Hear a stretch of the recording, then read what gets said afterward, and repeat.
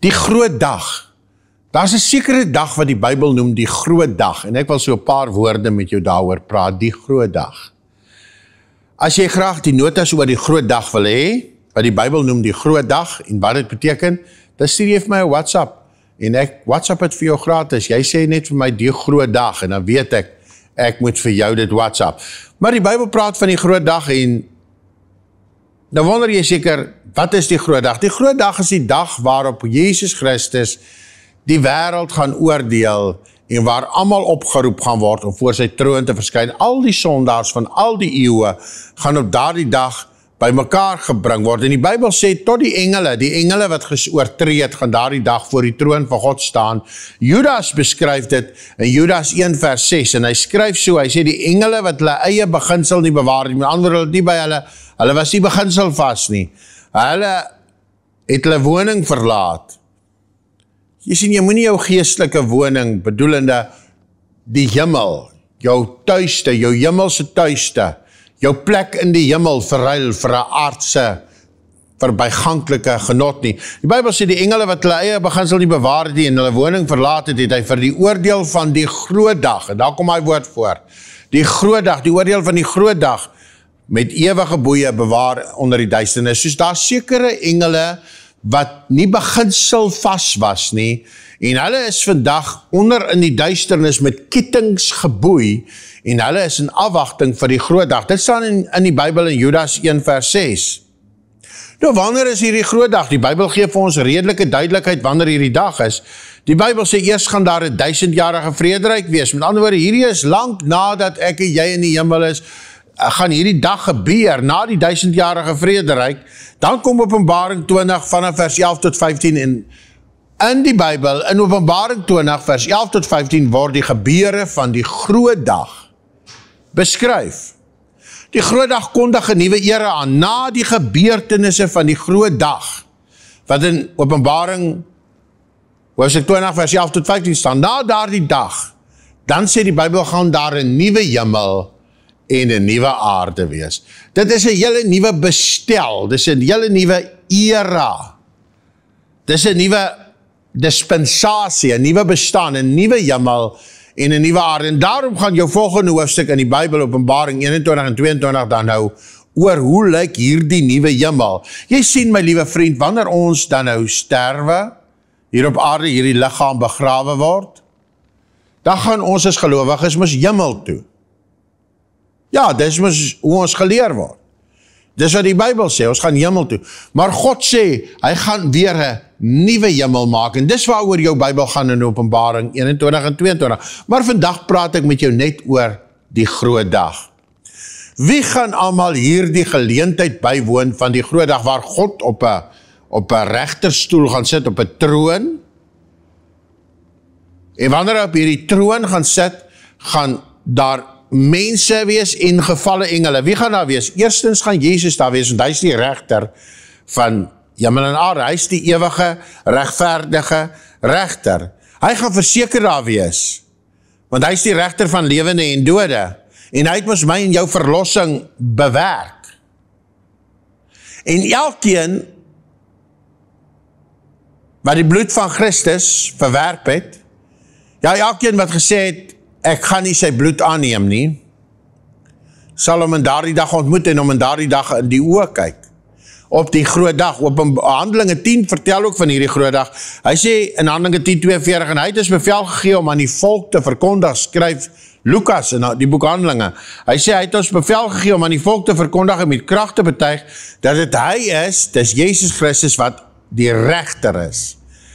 Wie gaan nog daar wees? Alle ongelowiges van al die eeue, wat deur al die eeue die bloed van Jesus verwerp het, gaan daar wees. En daar is geen kans vir 'n ongelowige om hierdie dag te vermy nie. Hulle gaan in die ewige poel van vuur gewerp word. Openbaring 20, in daardie gedeelte wat ek jou gesê het van vers 11 tot 15. In vers 15 sê hy, en as dit bevind is, as iemand sy naam nie in die boek van die lewe geskryf is nie, is hy in die poel van vuur gewerp. Dus daardie dag gaan daar boeke wees. Die boeke gaan by mekaar gesit word, en dis hoe jy geoordeel gaan word. Nou, hoe gaan die oordeel, ons noem dit maar sommer die wit troonoordeel, want dis hoe dit in jou Bybel ook staan, die wit troonoordeel. Hoe is die basis van hierdie oordeel? Wat is op grond waarvan gaan mense geoordeel word? Die Bybel sê, die mense lewe is in boeke opgeskryf. Daar's boeke. Alles wat ek en jy dink of doen of sê, word in boeke opgeskryf. En alles gaan daardie dag oopgemaak word. Dis nie 'n boek wat soos 'n toeboek is nie, want in die hemel lewe alles, en in die ewigheid lewe alles. Lewe stop nie hier op aarde nie. Dit gaan in Ultra HD, uitkei miskien, duidelik sigbaar is. Almal gaan weet wie wat gedoen het van al die sondaars. Die Bybel sê die boeke is geopen. Openbaring 20 vers 12, en daardie gedeelte van vers 11 tot 15, in Openbaring 20, in die 12de vers, ek het die dode klein en groot voor God gesien staan, en die boeke is geopen. 'n ander boek, die boek van die lewe is geopen, en as die dode is geoordeel na wat in die boeke geskryf is volgens hulle werke. Soos daar's verskillende vlakke van oordeel in die ewigheid. Alhoewel, almal wat nie gered is die hel toe gaan, is daar ook in die hel verskillende vlakke van straf. Die Ou Testament praat ook van hierdie boeke, dis nie net Openbaring wat daarvan praat nie. Die boek Daniël sê, in Daniël 7 vers 10, hy sê, 'n stroom van vuur het gevloei, 1000 maal 1000 het hom gedien, 10.000 maal 10.000 het voor hom gestaan, soos is 'n massiewe byeenkoms hierdie, 10.000 maal 10.000. Ek en jy gaan ook daar wees, maar ons gaan nie in die beskuldigingsbank wees nie. Ons gaan deel van die jury wees, want die Bybel sê, weet julle nie dat julle engele gaan oordeel nie? Nou sê die Bybel, die gereg het gaan sit en die boeke is geopen in die boek Daniël. Soos jou Ou Testament sê daarvan, en jou Nuwe Testament sê daarvan. Nou die boek van die lewe, dit is nou die een boek waarin elke mens sy naam wil hê. Die gevolge om jou naam nie in die boek van die lewe te hê nie, dis daar die boek wat as hy nie daarin is nie, dan gaan jy hel toe. Die gevolge is katastrofies. Die skade is ewig onberekenbaar afgryslik, as iemand sy boek, naam nie in daai boek is nie. In daardie gedeelte in Openbaring 20, en al my notas is natuurlik vir jou beskikbaar oor hierdie onderwerp. Ek het vir jou 'n nota oor hierdie boodskap, oor hierdie gedagte, en jy kan hom verniet kry gratis, as jy vir my die boodskap stuur, die groot dag. Dan WhatsApp ek het eenvoudig vir jou terug, en jy kry dit op jou foon. Die Bybel sê, in Openbaring 20 vers 15, as dit bevind is dat iemand sy naam nie opgeskryf is in die boek van die lewe nie, is hy in die poel van vuur gewerp. Maar daar is ook ander boeke. Die werke van elke mens word in ander boeke opgeteken. En niks kan daardie dag weggesteek word nie. Niks kan verbloem word nie. Niks kan uitgevee word nie. Niks kan bestry of betwis word nie. Wat geskrywe is geskrywe. Daar's geen redenasies om te gevoer te word nie, want die regter sit op die regterstoel op die groot dag. Kom ek lees weer vir jou Openbaring 20 vers 12. En die dode, klein en groot is, het ek voor God sien staan. En die boeke is geopen. En die ander boek, die boek van die lewe is geopen. En die dode verwys na almal wat sonder Christus gesterwe het, is geoordeel na wat in die boeke geskryf is, volgens hulle werke. Nou vriende, daar's ook verskillende strawwe in die ewigheid. Soos ek gesê het, daar's 'n ewige hel, en almal wat Christus verwerp het, word in die hel gewerp. Daar's geen meer gepaste straf nie, want hulle het gekies om nie die bloed aan te wend nie. They choose not to apply the blood of Jesus Christ. En God wil hê, almal moet hemel toe gaan, en hy het hierdie geskenk vir almal gegee, om die bloed aan te wend. Iemand het nou die ander dag in hierdie week, eintlik so vroeg soos gister, vir my 'n spesiale produk gegee, waarmee jy 'n vetkool op jou hemp uithaal. Maar daar is 'n ander spesiale produk, die bloed van Jesus, dit vat sondevlekke weg. En jy kan nie in die hemel gaan met 'n vetkool op jou hemp nie. En daarom het Jesus sy bloed beskikbaar gestel. En almal wat sy klere nie rein is, die gaan daardie dag hel toe. Maar daar is verskillende strawwe. Die Bybel sê, en ek gaan nie veel daaroor uitwy nie, dis op my nota, die Bybel sê, ek sê vir julle dat in Tyrus en Sidon sal dit verdraagliker wees in die oordeelsdag. Met ander woorde, party mense gaan alhoewel hulle jal gaan hê, gaan hulle swaarder straf in die jal hê. So sê die Bybel in die boek van Lukas ook. Hy sê, party gaan baie slaag kry, en van die wat veel vertrou is, gaan veel gevorder word. Soos dit hang af, jou sla in die jal gaan verskil. Jou pak sla gaan verskillende vlakke hê. Die jal bly die jal, die vuur bly die vuur, die worm gaan vreet aan mense vir ewig en altyd. Maar die wittroon-oordeel gaan nie oor genade nie. Dit gaan oor hoe groot die straf is. Dit gaan oor wat se mate jy gestraf gaan word.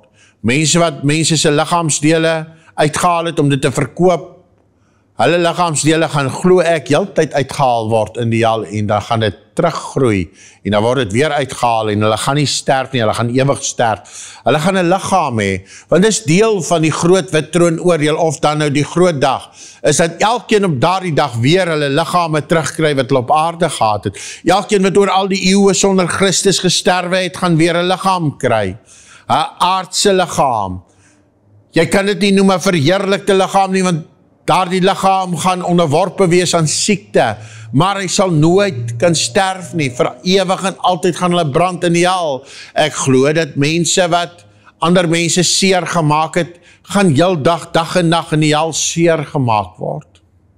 Sonder ophou, sonder einde. Wat is dan nou die kriteria van die strawwe wat uitgedeel gaan word, omdat daar verskillende strawwe is?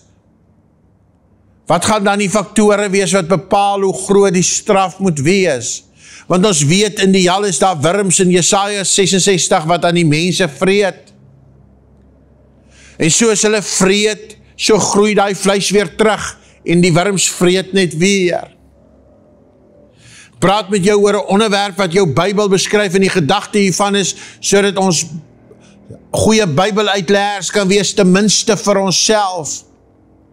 En dat daar genade is, en dat niemand by hierdie plek van ewige straf hoef te eindig nie. Wat gaan dan die kriteria wees? Waarvolgens gaan mense, hoe gaan dit bepaal word? Ek glo dat verspeelde geleenthede in die lewe van daardie veroordeeldes, mense wat hulp weggestoot het, mense wat baie kere geleenthede gehad het, mense wat baie keer die evangelie gehoor het, maar dit weggedruk het, gaan gewis 'n rol speel in hierdie dag. Wat gaan die kriteria wees? Hoe gaan die strawwe beïnvloed word, meer of minder? Alhoewel die al warm is. Ek glo kennis, mense wat kennis gehad het, maar wat dit nie gebruik het nie, dit gaan 'n invloed hê op die straf. Doelbewuste, aanhoudende verwerping van genade gaan 'n rol speel. Wat ons verseker weet, dat die regter regverdig is, sonde kan nie oorgesien word nie, en dat daardie dag nie meer genade is nie. Die genadedeur is dan vir ewig gesluit. Ons weet dat diegene wat die bloed van Jesus verwerp het, daardie dag gestraf gaan word. Hulle sal as ewige straf die ewige vuur moet trotseer en vir ewig moet deurgaan en dit vir ewig woorde ontbreek. En daardie dag sal geen persoon se belangrikheid of onbelangrikheid in ag geneem word nie. Sosiale status gaan nie saak maak nie. Daardie dag beteken dit niks meer nie. God trek niemand voor nie, want die boek Romeine 2 vers 11 sê, daar is geen aanneming van die persoon nie, niks. Almal is gelyk. Waar is sondaars dan wat gesterf het, of wat vandag sterwe? Hulle gaan na 'n plek wat ons noem die doderyk, waar daar 'n vlam is, noem dit dan 'n jalse vlam as jy wil. Dis 'n verhoor tronk, as jy het so wil noem. Dis 'n kamer waar mense hulle tronkstraf afwagtend is. Dis mense wat tronk toe is, maar hulle wag vir die vonnis. En dan kom die groot dag, waarin mense vir ewig geoordeel gaan word. Ek dink die grootste deel van die ewige hel is, of 'n groter deel is nie die wurms wat vreet nie, dis nie die houe wat jy gaan kry nie, dis nie jou organe wat uitgeruk en weer uitgroei, dit gaan nie dit wees nie. Ek dink selfs die vlamme hel is nie die grootste deel van die straf van die ewigheid nie. Die grootste deel gaan wees dat jy kan onthou in die ewigheid. Jy gaan onthou van elke verspeelde geleentheid. Van elke prediker gaan jy duidelik onthou toe jy gesê het, ek gaan 'n bietjie uitstel. Elke keer wat jy gesê het, net nie nou nie. Elke keer wat jy gesê het, ek wil nog een keer sonde doen. Elke keer wat jy gesê het, ek is nog nie gereed om God te dien nie. Dit gaan voor mense in hulle gewete maal. Ek het 'n kans gehad, maar ek het dit verspeel. Ek het met sonde gespeel en ek moes dit verafskeid. Ten slotte wil ek sê, kom ons wees maar kwistig, vergewiglik met vergifnis. Kom ons vergewe mekaar. Kom ons wreek ons nie op ander mense nie, kom ons gee dit vir God. Kom ons speel nie met genade nie. Ek wil vir jou bid, en as jy nou op hierdie oomblik voel, ek wil gebid wees vir, dan net daar waar jy sê, Here, dis nou ek daai. En dan prewel of mompel of spreek hierdie gebed saam met my uit. Bid saam met my, sê Here, kom aan, sê dit, Here, ek neem genade aan, kom woon in my hart. I apply the blood. Ek neem die bloed van Jesus aan. Ek wend dit oor my liggaam aan, was my, reinig my, maak my volmaak. Kom woon in my hart. Ek glo in Jesus Christus, wat gesterf en opgestaan het en aan die regterhand van die troon van God sit. Kom woon in my hart, maak my u kind. Ek weet jy dit nou gebid. Ek kan hoor hoe mense dit bid. Bid verder saam met my, sê, o Heilige Gees, lei my van hierdie dag af en verder. Ek sal my laat lei. Amen. Baie geluk vir elkeen wat hierdie gebed saam met my gebid het.